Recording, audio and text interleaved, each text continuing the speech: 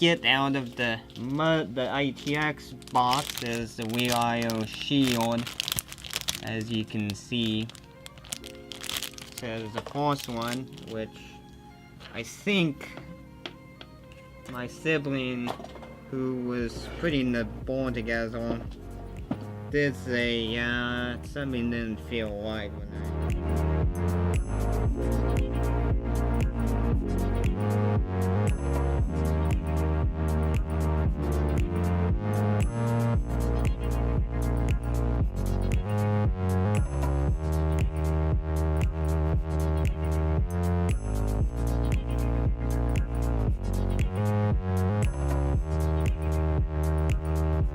installed a memory, which where's my?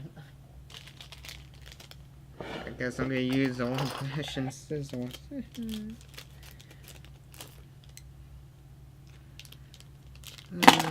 What are they? So here is the Wheel IO shield for the board. And this is padded at the back. So the nice thing is we don't have to worry about the grounding strap, because that can really screw you if you're not paying attention. So now I can bring the case, the Cooler Master case, which I do have to zoom back a little, and I have to reposition the camera yet again for you people. So all the stuff I have to do for you. There we go. I just had to pan up for you people. There we go. Everything, get the screw back out, and I'm going to remove this power supply. This is mainly a mini ITX build, which I don't recommend for you people if you're starting out. There's other one mini ITX case that is a little more bigger size. So if you want to venture in, get yourself a little more bigger case. And other thing too is, you have a lot of budget. This particular one, without the Windows license, was like $500.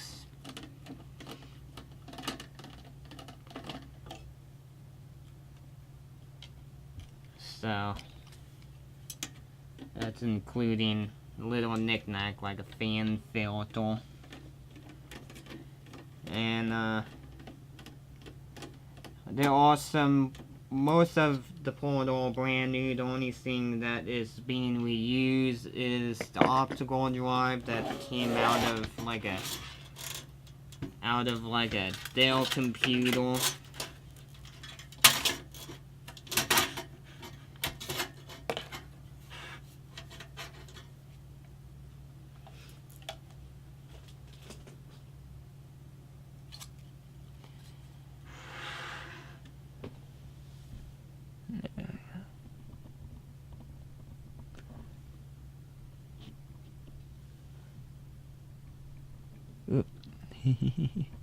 There's some adjustments screw on. There we go.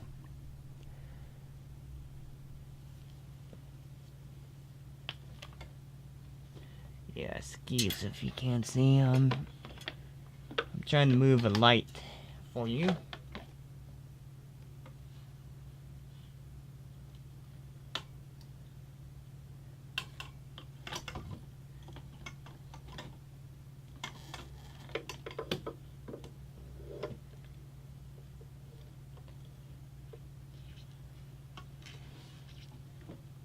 There we go. So you put the Wheel IO shield from the inside.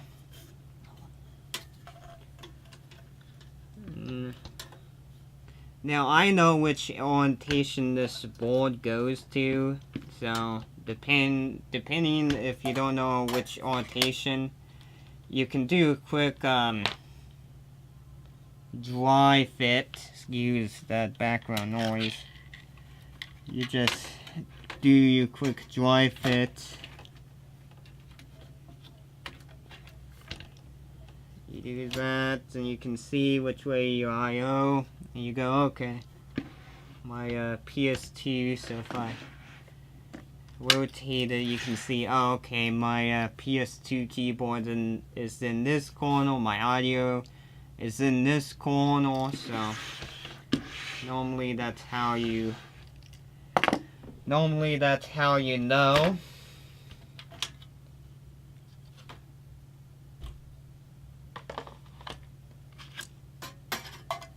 How you know? So it's a little bit tricky to get. The real I/O shield, because you do have to make sure every corner is in completely. Every corner is going in correctly.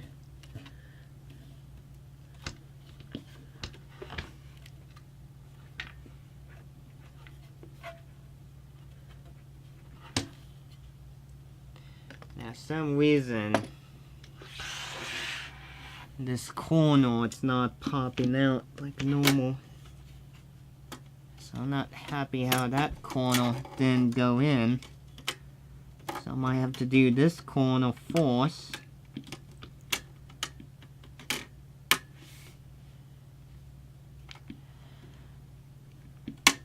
There we go. Okay, that feels a little bit nicer now. Okay.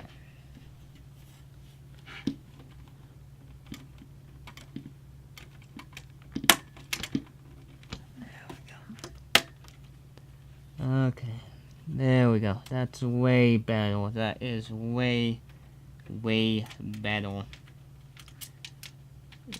Get the motherboard standoff screw out, or get those out. Where are you? There you are.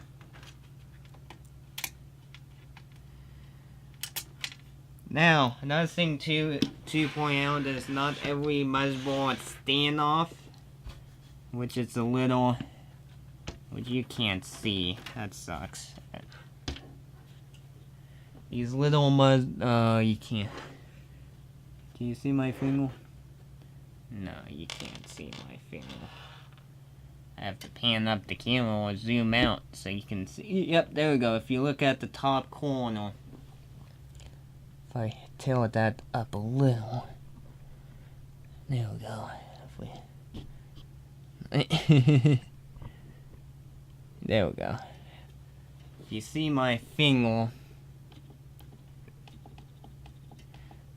see this little brown thing, which you probably can't see, but you do have to take like a socket, like this little guy, to screw these standoff in. So do be mindful, you do have to pre-install the standoff.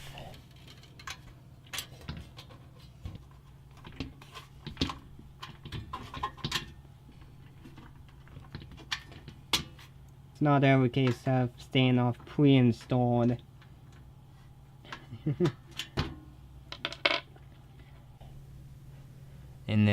in the case.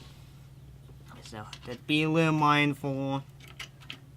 That's why I want to let you know ahead of time. So if you bought a case with no standoff installed, you would know ahead of time, or I've warned you enough that you will have to, on certain case, to install a standoff.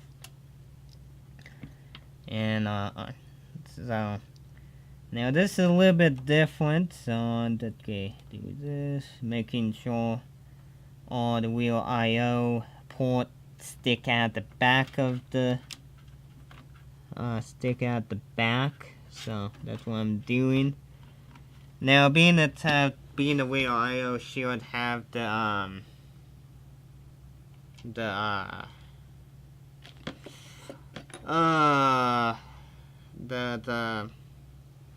foamy or the soft back or the soft, you might have to give the motherboard a little bit of a pressure. And when you put your screw in, do keep in mind that don't tighten it up, because you might have to shift the your ATX board around too, so keep in mind, because if you tighten up the screw, and if you need to shift the board around just a little,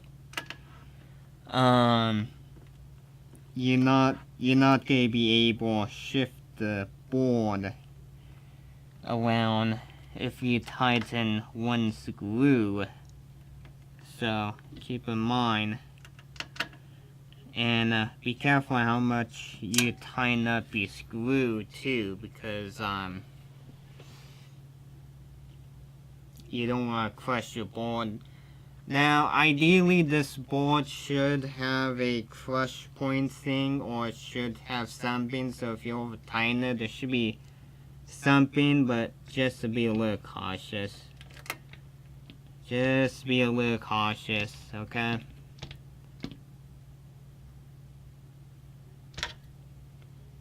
Because obviously, if you're going to be traveling down on the road constantly, there are some other like Loctite that will prevent the screw from vibrating out, depending on what environment what your PC is going to go through. So, okay. There we go. That's looking pretty okay. And now we can plug like USB and your front panel switch and your reset switch and your LED lights, which they're not a big deal. If you need a good reference point, if I can get something now, there we go.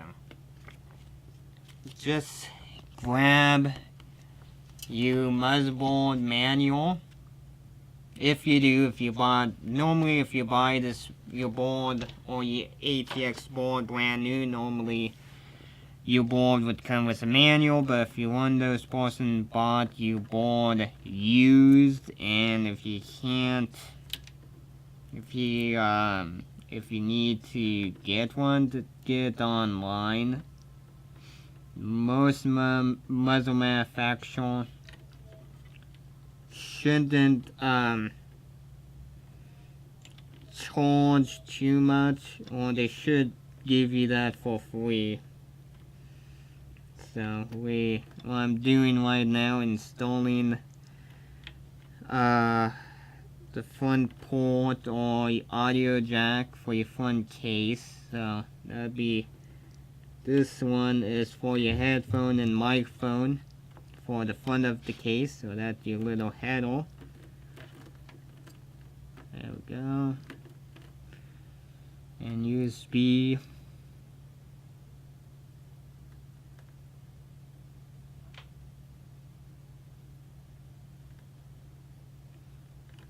There we go.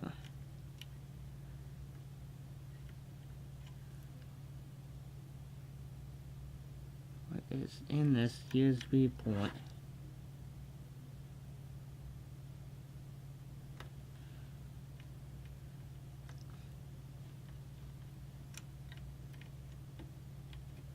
That's weird, okay. Oh well, okay, that's fine.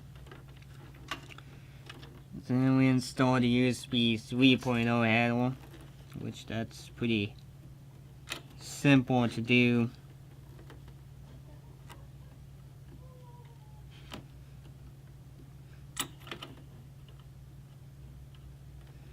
That's normally we'll click in. Give it a little more slack. There we go, that clicked in.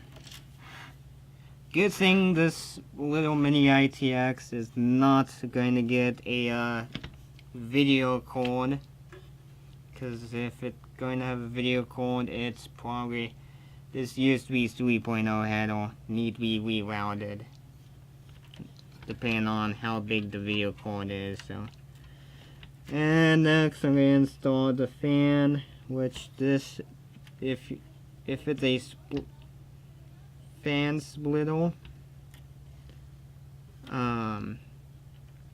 if you know right off the bat, this is a fan splitter, which if you see me do it, be cautious of connecting a fan splitter, depending how many the fan splitter have. So if you got one of those fan splitter can support very many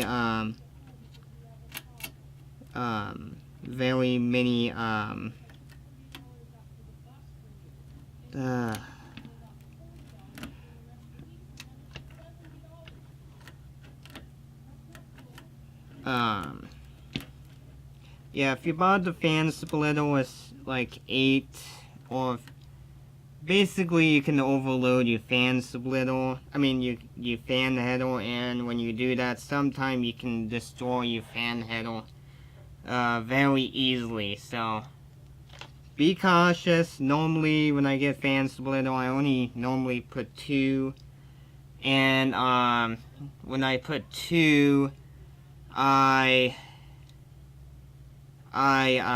make sure the fan that's on low, or make sure the fan doesn't draw very much wattage, because you can easily blow out your fan header very easily. So be mindful of it, because I don't need you people come on my YouTube channel like my fan header don't work on my ATX board no more. So next up is SATA cables, because I need SATA cable for the optical drive. Right here, that's the optical drive. So, which you probably can't see. If I pan up just slightly.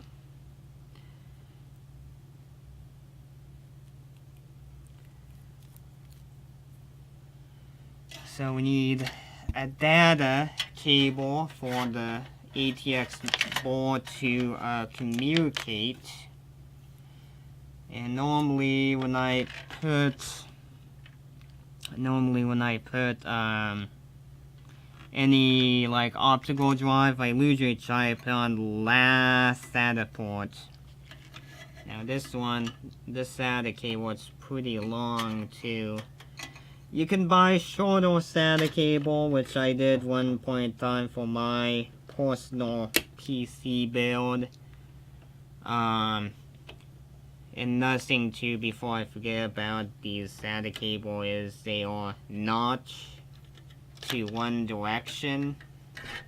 So you wouldn't plug your SATA cable in the wrong direction. So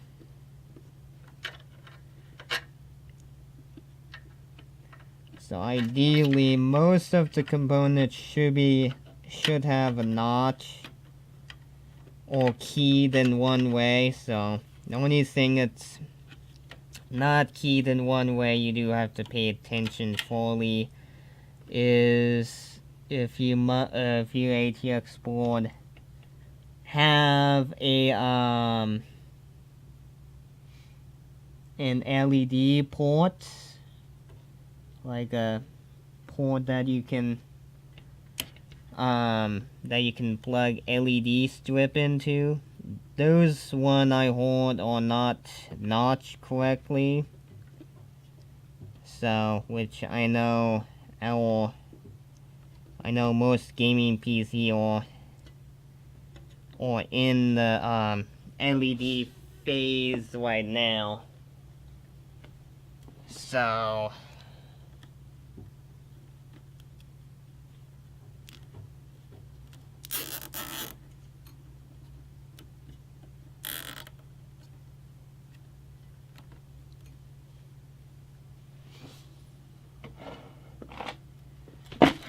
whoopee.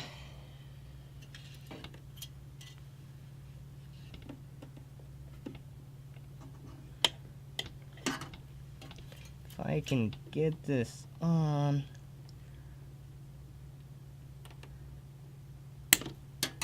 Ideally, they're all clip-on that will cut cleanly for you zip tie. So that's pretty much it. So then we put this cable on SATA 2 mostly. So that's what I'm going to be doing.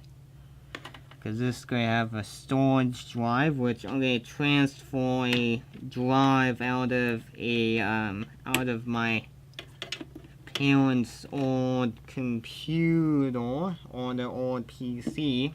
Alrighty there, people. So we'll be ending this part of the video because obviously, if you're not aware, if you jumped on to part number 2, if you don't know the story.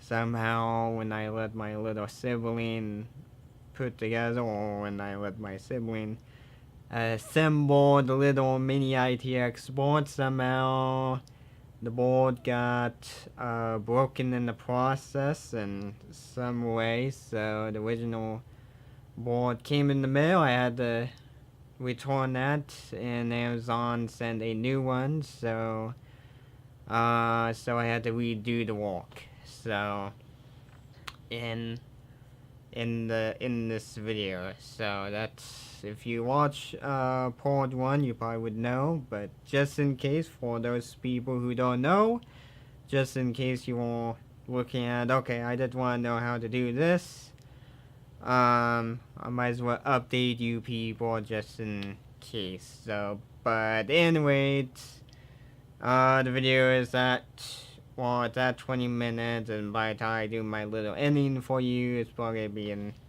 somewhere under 30 minutes. So, but anyway, you know, if you did enjoy the video, thank you for watching. I will, well, actually, before I catch you people next time, I might as well say a few or a couple of things, probably a couple. So one of the couple of things I'll probably say is, feel free to check out my video gallery, but if you don't know how to access that, in my video notes, if you go in my video notes and click that link, that will redirect you over to my YouTube video gallery, so you can check out my older video if you want to, for entertainment, if you want to, I guess. So then if you want to check out my YouTube homepage with stuff I have, then feel free to check that out. But if you don't know how to access that, just go in the bottom corner of the video, and under the bottom corner of my video is my username. If you click on my username, you'll be redirected over to my YouTube homepage. So that's why I have a lot of stuff. So if you want to check out that stuff, feel free to do. And once you're done checking out stuff on my YouTube homepage, if you want to check out the video gallery, just click on the video tab, and that will redirect you over to my video gallery. Then if the video caught your interest, feel free to subscribe, and if you want to be up to date, please make sure you hit the bell notification if you want to be up to date of what's going on. Or you can follow me on the Google Plus page if you like it that way. Then give the video a like or dislike, whatever you feel like with your strong opinion of the video. Then once you give the video a like or dislike, go in the video notes and click on show more, because if you don't show more, you will miss out on a lot of stuff. So the stuff you will miss out if you don't expand the video notes, or if you don't click the button say show more, you will miss out on channel email address, then Amazon wish list, and if you did support the Amazon wish list, I will give you whatever shout out you prefer, from your name being out there, or from being anonymous, or if you don't want your name out there, whatever your preference is. Then if you are signed up with one of those community detective forums, feel free to say hi. Then if you have any nice comment, or if you want to get a nice conversation going in the comment, if you have anything positive to say, feel free to post it below the video if you have anything nice to say. So at this point in time, I don't want any negative comments, so hopefully most of you who came on my YouTube channel, hopefully most of you are a little more positive. But anyway, I will catch you next time in the next video. So I will catch you next time in part 3, maybe. So depending if you're interested or not. So, but anyway, I'll catch you next time.